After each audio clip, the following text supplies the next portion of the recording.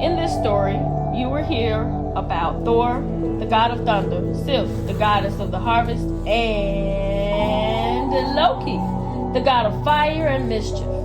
Thor, the red-headed, hammer-yielding, thunder-clapping god of the Norse people. Although Thor was a wild fellow, he did, underneath it all, have one soft spot, and that was for his beautiful wife, whose name was Sif, and whom he loved tenderly and dearly. She had long, thick, wondrous golden hair that flowed down her back like a field of corn. In fact, it was Sif who made the Norse people's crops grow and their fields yield long, heavy ears of corn that would keep people well fed and happy. She traveled over the northern world, and wherever there were families, farms, and people tilling the land, Sif was sure to be near at hand, smoothing their path against the cruel winds, cold and winters of the north. Of course, as every lady knows, beautiful hair does not take care of itself.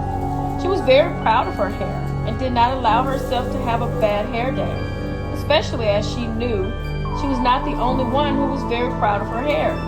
Thor, her husband, was very proud of it too, and often boasted of it when he was drinking his mead to anyone who was around to listen. Morning, noon, and night, Sif combed her wondrous hair with a jeweled comb, and she often washed it in pure sparkling streams, then lay it out in the sun to dry on a rock.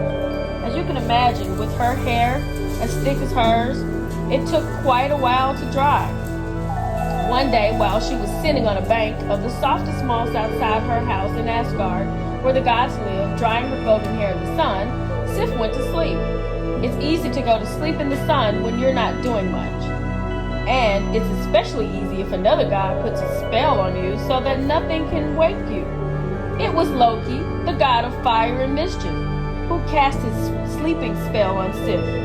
He found her dozing with her gorgeous hair flowing all around her, and his evil mouth smiled at this chance to make trouble in the thunder god's household.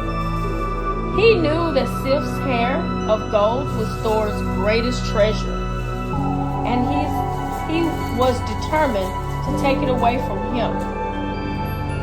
And while she was asleep, Loki took his shears and chopped off Sif's hair, every single lovely lock.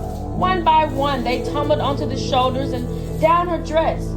Her head was bare, as if she'd had a haircut in the army or become a convict on a prison ship. The poor thing. A while later, Sif woke up. Her head and neck felt cold and light, and she looked up and saw the sun still shining. Then she felt for her hair. There was nothing there. Looking down, she caught sight of the clusters of curls that lay all around her. Horrified, she rushed inside and burst into tears and ran.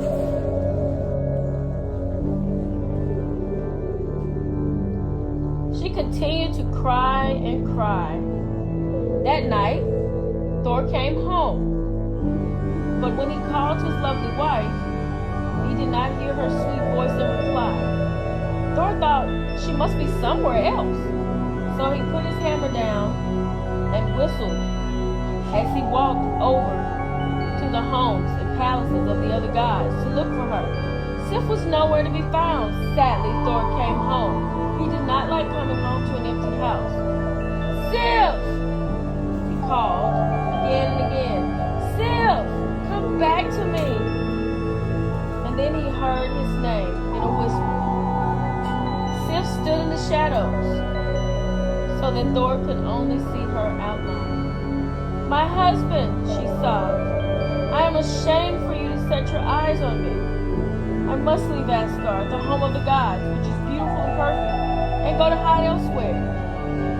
Don't speak like that. What has happened to you, my sweet, that you say such terrible things? Asked the thunder god tenderly. Come out so that I can see you. My crowning beauty, my hair is gone. An evildoer has cut it and taken it from me. I do not want you to see me like this, so I must leave. Thor saw that it was true. Sif had lost her hair. Her shaven head was still beautiful, but the dancing joy had gone from her eyes. Instead, her face was puffy with sobbing and distress touched the heart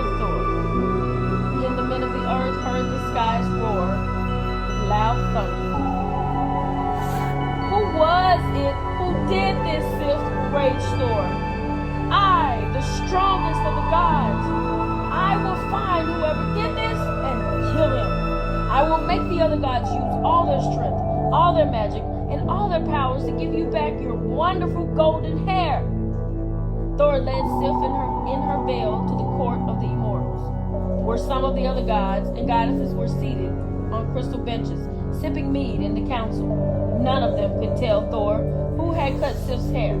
Finally, Odin, the chief of the gods and the father of Thor, spoke. It must have been Loki who did this. And we all know that he can wreak much mischief. Nobody else would do such a thing. So Loki left Asgard. He did not leave in order to escape from Thor, though that was part of it. He left to try and find a solution, for he knew that there had never been a man or woman who could do anything that would restore Sif's hair. So Loki went under the earth. This is not something that you or I could do, for the innards of the earth are molten hot, and we would not survive. But Loki was the god of fire, and so he was able to go down and down inside the passages of the earth. That is where the gnomes live. You might think the gnomes were ugly, but they didn't think so. So Loki didn't mind. Down inside the earth, the gnomes were master smiths and the rich guardians of metals, minerals, and crystals. They had learned with hammer and tongs to fashion articles of much beauty and magic from them. Loki had seen them make a magic sphere that hit whatever it was thrown at, and a boat which could sail anywhere, and which you could fold and put in your pocket. Loki was crafty, and he always was flattered at the gnomes whenever he went to see them. He praised their work to the skies and promised them the earth, although they already had it. Resisting flattery and false promises needs more wisdom than the gnomes possessed, so they grew to like him. Nobody else had ever been nice to them, not even when they were babies, so their hearts softened. Then he said, "Have you gold and skills enough to make a cap of floor-length hair as fine as silk?" The gnomes set to work at once. They stitched, threaded, weaved, and span for days. But until finally the cap of golden hair was ready, even Loki was impressed. "'Tis true, you are master smiths indeed. None are better.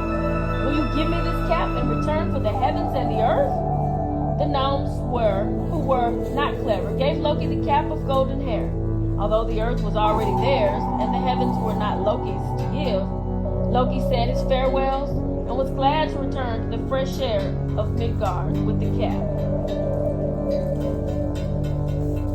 Then he ascended to Asgard and the heavens, and went to find Sif. "Take your veil off, Sif," he said, "for you will have golden hair again." And he wrapped the cap around Sif's head, where it fit perfectly. Sif was so overjoyed with her new hair that she twirled around, her locks flowing behind her. Her eyes sparkled once more, and as the glow returned to her cheeks, she looked truly beautiful.